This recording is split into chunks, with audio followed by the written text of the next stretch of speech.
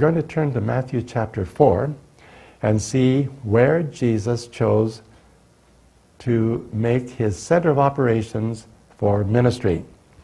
Which city of the Holy Land do you suppose the Jews thought the Messiah would minister in? When he appeared, where would he go? To Jerusalem, the capital city. There, the Jewish leaders were established. Jerusalem was the nerve center of the whole world of Judaism. And they thought the Messiah will, of course, go to Jerusalem. That's where he will manifest his ministry. That's where he will do marvelous things, work miracles. So Jesus did not choose Jerusalem the way the Jewish people expected he would. He ministered relatively brief times in Judea, the area surrounding Jerusalem. Which part of the Holy Land did Jesus favor? Northeastern Galilee. He favored a little town called Capernaum as his center of operations in preference to Jerusalem. Why? Well, here's what we're going to find in Matthew chapter 4, beginning in verse 13, where we read, Jesus went and lived in Capernaum in the area of Zebulun and Naphtali. Why? Because he liked the view by the lake? No. He went there to fulfill prophecy, a prophecy from Isaiah. And here's what the prophecy said. Land of Zebulun and Naphtali, the way to the sea along the Jordan, Galilee of the Gentiles. Now, why was that part of Galilee, the northeastern part of Galilee, referred to in Isaiah's prophecy as Galilee of the Gentiles? Well, with a map of the Holy Land, if you find Capernaum at the northern end of the Sea of Galilee, look a little bit to the north, and what do you see? Syria is just a few kilometers away to the north from Capernaum. And Syria had a huge city, Damascus, as its capital. On the north side of Syria was another nation called Phoenicia. And it was not too far away from Capernaum as well. That's not all. Just on the other side of the upper part of the Jordan River, and on the eastern side of the Sea of Galilee, was a region called Decapolis back in those days. And Decapolis is a Greek name. It means 10 cities. And the people who lived in Decapolis were Greeks, and they spoke Greek. So northeastern Galilee is so close to Syria, so close to Phoenicia, and just across the Jordan River from Decapolis. There's another reason why northeastern Galilee was called prophetically Galilee of the Gentiles, because on the western shore of the Sea of Galilee, there was a little town called Tiberias, where Roman military personnel came for vacation on their time off. Not only that, but not too far to the south was Samaria, a half-breed region. So why did Jesus favor Capernaum as his center of operations over Jerusalem? Because if he'd chosen to make Jerusalem his center of operations, he would not have been accessible to people from Syria, people from Phoenicia, people from Decapolis, because Gentiles did not feel welcome in the city of Jerusalem. I'm going to quote a little further in Matthew chapter 4, where we read, Jesus went throughout Galilee, teaching in their synagogues and healing every disease and sickness among the people. Which kind of ministry was Jesus applying there? Ministering to his fellow Jews, so that is top-line related ministry. Blessing Abraham's descendants, the Jewish people. And Bible scholars believe the population of Jews in Galilee at that time was about 500,000 people. So there were plenty of Jews to be ministered to. And this verse opens by telling us Jesus did minister to them.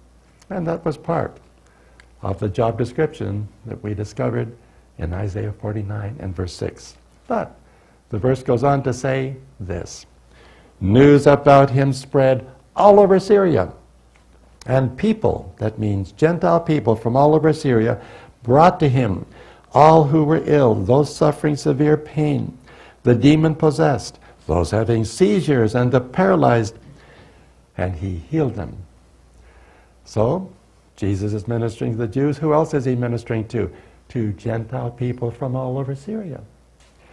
So we see that Jesus' favoring of Capernaum as a center of operations for his 3 years of ministry did indeed bring him into contact with a lot of Syrians. Now, there's still more here. Not only did news about him spread all over Syria, but it also spread over into Greek-speaking Decapolis. And what was the result? Large crowds, not only from Galilee, but from the Decapolis. And large crowds also from Jerusalem, Judea, and the region across Jordan followed him. So Jesus has an audience not only of Jews, but of Syrians and of Greeks. And it also says in this verse, large crowds came up from Jerusalem and Judea. So Jesus knew if he was working all those miracles, ministering so marvelously up in Galilee, the very religious Jews in Jerusalem, Judea, hearing reports of what was happening up there, would be sufficiently motivated to make the long trek northward and check him out. He knew they would come. You couldn't keep them away. But if he'd chosen to minister in Jerusalem, then it would have been only those Jews. And those large crowds from all over Syria, those large crowds of Greeks from Decapolis would not have been there. So do you appreciate the choice that Jesus made? Is it a choice of ministry, venue, that is consistent with the Isaiah 49:6 job description? Yes. Now, right in Matthew chapter 4, at the very beginning of his 3 years of public ministry, Jesus is setting a very strong, very clear precedent that he's a Messiah, not just for the Jews, but for Gentiles as well. So, let's read on in the Gospel of Matthew. Now we're going to go to Matthew chapter 8, and there we're going to find that a Roman centurion came to Jesus and explained that his servant, and the servant no doubt would have been a Gentile as well, was lying at home paralyzed in terrible suffering. And Jesus said, I will go and heal him. According to the Jewish understanding of the ritual law, were they permitted to enter a Gentile person's household? That was forbidden. But Jesus said, I will go and heal him. And the centurion, perhaps desiring not to cause Jesus to have some misunderstanding on the part of his Jewish friends, said, Lord, you do not need to come to where I live. I understand that you have authority that is not limited by distance. All you have to do is say the word, and I know my servant will be healed at a distance. And how did Jesus respond to that statement of faith in Jesus having an authority that was not limited by distance?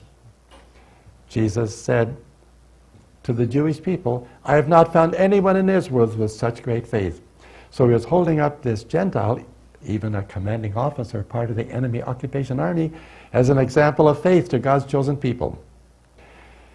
He went on to say, many, meaning many like this man, many Gentiles like him, many will come from the east and west, says Matthew, a Jewish writer, and Luke, a Gentile writer, in his gospel says not just east and west, but east, west, north, and south will come. So many Gentiles are going to come in from the east and west and north and south of the world to do what? To crash the party at a feast in the kingdom of heaven? No, Jesus didn't say that. He said many will come from the east, west, north, and south and take their places at a feast in the kingdom of heaven. And who's going to be seated at the head table with the Lord? Abraham, Isaac, and Jacob. Well, I wonder, it's not just a meal. It's a feast. What's the difference between a meal and a feast? Primary purpose of a meal is to get tummies filled. But the primary purpose of a feast is what? To celebrate something while tummies are getting filled.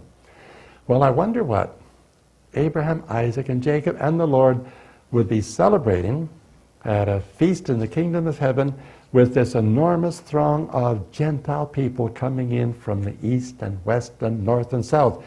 What would be the purpose of a feast like that? It'll be a feast celebrating the fulfillment, the completion of God's oath seal promise. And there will be some from every language, nation, people, and tribe blessed with the blessing of the Abrahamic covenant, which includes justification by faith, which includes forgiveness of sins, which includes citizenship in God's eternal kingdom and many other blessings. There'll be a great celebration over that promise fulfilled.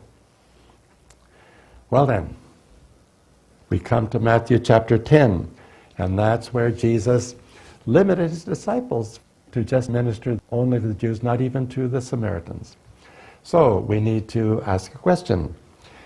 Granting that Jesus limited his disciples to a more circumscribed kind of ministry in Matthew chapter 10, verses 5 and 6, we need to ask, was that a permanent limitation or a temporary one? And as you read further down in that same chapter, you come to verse 18, which is part of the same discourse with verses 5 and 6.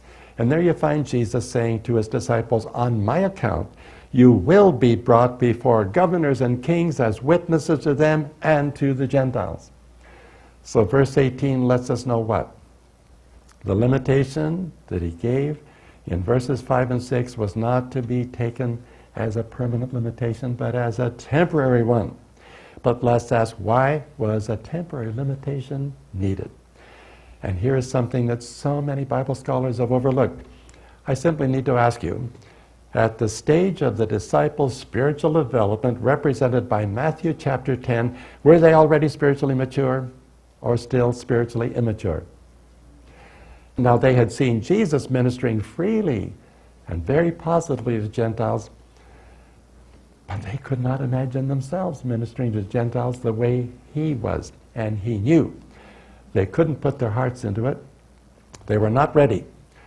It was going to take a lot more teaching, a lot more modeling, and a lot more time before hopefully they would finally be ready to be messengers of God to Gentile people and not feel reticent, not feel like they were being defiled by close contact with them. But that time had not come. Now let's move on to Jesus' encounter with that Canaanite mother and see, why did he say in his interaction with her that he was sent only to the lost sheep of Israel? In Matthew chapter 15, the first 20 verses show Jesus teaching his disciples about the high priority of the moral law and the relatively low priority of the ritual law. You see, in the Old Testament, there were two different kinds of law. The moral law, otherwise known as the ethical law, with commandments like thou shalt not bear false witness, thou shalt not covet, thou shalt not kill, thou shalt not take the name of the Lord thy God in vain, etc. In addition to that, there were a whole array of ritual laws. And the ritual laws pertained as to what you could eat, what you must not eat, and how you had to wash pots and pans, and how you had to bathe yourself. And all of these ritual laws, otherwise known as ceremonial laws, were added to the moral law as a set of object lessons, as a set of teaching devices illustrating the issues of the moral law. But which of these two categories of law did the Jews tend to prioritize over the passage of centuries? They tended to honor the ritual law often at the expense of obeying the moral law. Which of these two categories of law did God intend to be the priority? The moral law was the priority, but the Jews tended to reverse the priority. And it was that honoring of the ritual law above the moral law which was the problem, keeping the disciples from being willing freely to interact with Gentiles in a loving, compassionate way, the way Jesus was doing. So, for 20 verses, the first 20 verses of Matthew 15, Jesus is saying, for example, what goes into a man's mouth does not make him unclean. When he referred to what goes into a man's mouth, he was referring to violations of which kind of law? The ritual law. He said, what comes out of a man's mouth, that is what makes him unclean, referring to violations of the moral law. So that's the lesson that he emphasizes so strongly in Matthew chapter 15, verses 1 to 20. Then in verse 21, we find that Jesus, having completed the teaching of that lesson, led his disciples out of Galilee, out of their comfort zone, north through the narrow part of Syria, into the second removed Gentile nation called Phoenicia. Here comes a Canaanite mother. She's been hearing reports about Jesus' miracle-working power. She has a daughter who's afflicted by a demon. And she says, Lord, my daughter lies at home suffering terribly. Please heal her. And Jesus at first answered not a word. He seemed to manifest indifference to her. And the disciples saw that. And what should they have said? If they'd learned the lesson that he just finished teaching them in the first part of the chapter, what should they have said when they saw Jesus apparently ignoring the plea of a Canaanite mother? Suppose they'd said, Lord, why aren't you going to respond? You've already healed so many people from all over Syria, people from Decapolis. Here's a Phoenician woman. Why don't you respond and heal her daughter? Are you afraid that she might bring some ceremonial defilement? You just taught us that's not the priority, didn't you? If they'd said that, I'm suggesting to you they would have passed the test on the spot. And Jesus would have commended them and immediately turned and healed the woman's daughter. But what did they say instead? They saw him apparently manifesting some bias against her as a Gentile, and they said, Lord, send her away. She keeps crying out after us. So, what are they manifesting? They have not learned the lesson. They're still honoring the ritual law above the moral law. They're failing the test. And Jesus, when they said, send her away, she keeps crying out after us, that's when he said the words found in verse 24. I was sent only to the lost sheep of Israel. And you would think, having manifested seeming indifference, and then adding that statement, the woman would have said, I guess there's no hope. She might have turned and gone away saying, that does it. I'll never, never, never ask another Jew for anything as long as I live. She didn't. Something was encouraging her to ask a second time. What might that have been?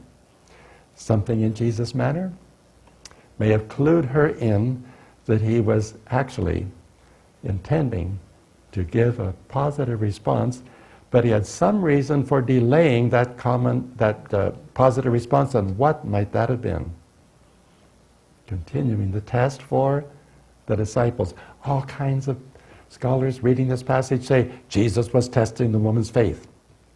And I say, actually, her faith was running plenty strong. There was something being tested. It wasn't the woman's faith, it was his disciples' understanding of the lesson he had just finished emphasizing to them before leading them out there in order to test them. And Jesus is eliciting the woman's cooperation to help him complete the test of his disciples. All right? That's a theory. Let's see how it checks out. When he said, I was sent only to the lost sheep of Israel, the woman was not discouraged. She knelt before Jesus and said, Lord, help me. And that is when Jesus said something really interesting. He said, it is not right to take the children's bread and share it with dogs. Jesus, when he said that, was using three figures of speech, men and women. Children, children's bread, and dogs.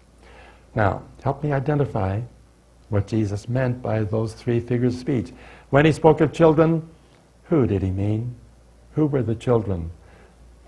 The children of Abraham, Isaac, and Jacob. That's another way of saying the children of the Abrahamic covenant. So the children of the covenant, who are the dogs? Gentiles. Oh, yes, I see. All right. The other figure of speech is children's bread. Think with me now. If the children of the covenant, what's the children's bread? The blessing of the covenant. So, the blessing of the covenant, was it for the children of the covenant only? Or were the children of the covenant blessed to be a blessing to all peoples on earth? Yes. So, if Jesus meant that statement to be taken literally at face value, he was acknowledging which part of the covenant as okay, the top line, and he was saying there is no bottom line. Is that okay? Obviously not. So if he meant that statement to be taken literally at face value, he was guilty of unbiblicalness, saying yes to one part of God's oath seal promise and no to another part. And if he really meant that statement to be taken literally at face value, what about the divine oath? He's part of the Godhead. He's God the Son. He's violating an oath. And that would make him guilty of what? Perjury. So either the Lord is digging himself into a very deep hole here and needs rescue, or else we are not correctly understanding the meaning of his words.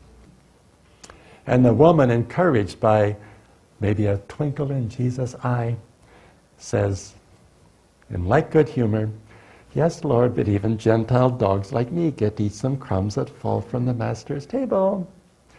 And Jesus glows and says, "Woman, great is your faith, your request is granted." And bless your heart, dear, you played your part beautifully just now. Well, that's not in Scripture, but it's kind of implied. Okay? So, was Jesus a master teacher? Does a master teacher have a right to employ satire as a powerful teaching tool? And that's exactly what we find there. So, this is the Lord who went on to feed a great throng with loaves and fishes not once but twice. The feeding of the 5,000 men plus women and children in Galilee, followed later by the feeding of 4,000 men plus women and children in Greek-speaking Decapolis. Yes, the second feeding took place over there. A top-line related feeding for his fellow Jews, followed by a bottom-line related feeding with a miraculous provision of food for predominantly Gentiles over in the Decapolis. This is the Messiah who later cleansed the temple. And which part of the temple needed cleansing? Which part of the temple had the Jews rezoned for commercial use? The court of the Gentiles. So was Jesus a whole covenant Messiah? Now which kind of a Messiah were the Jews hoping God would send them? A half covenant Messiah, a top line only Messiah. But they should have known from the Scriptures that the Messiah God would send would be just exactly like Jesus our Lord. Do you love him? Do you love the way he ministers to all peoples? And he is the Lord of the church. And so what is the church supposed to be like? Like him. Loving all peoples on earth. Thank you. God bless you.